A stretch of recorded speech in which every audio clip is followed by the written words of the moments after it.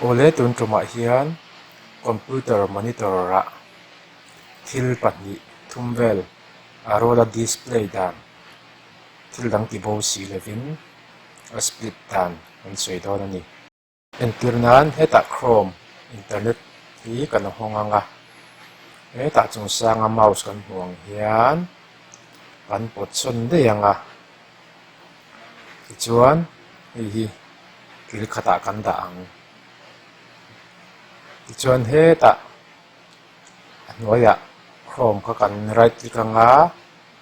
new open window new window kha kan click lenga chuan kan pot chon anga tikhan hun nia lo lang to dawn ani lo chuan minimize zel ka ngai thina buai thak ve thin rewa heti hian engemaw chena na kan thawh te pawh office na te pawh ti ul samani Amazon ah kan lut chin anga tikhan Amazon he lampangah kan khawia ve lampangah ti hian chuan ding lampangah hian MPSC lut deuh chin taila ti hian minimize chen ngai levin le lampangah phone te ti hian pekhawk te camera te kan en anga le lampangah MPSC ah news te kan en thei dawn bawk ani syllabus te tikhan departmental exam te tikhan departmental result te he lampangah camera lang bawka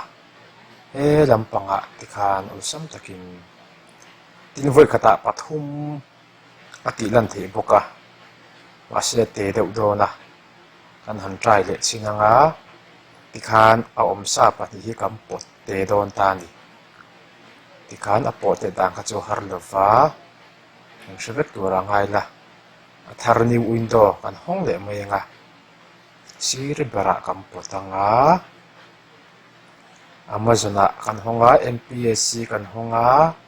chuan heta a piah bera ve thung hi chuan YouTube ti chinang YouTube tikhan arualin voi khata ti hian thil pathum kan khoi te ni kakha ol samte a ti dan ni a MPSC te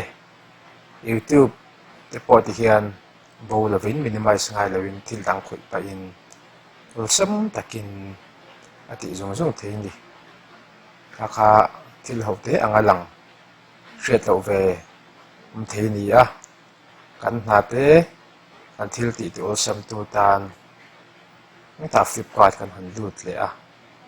tikhan ta LDE result eta the beautiful hills and villages of Islingdar tikhan kate mai ka ani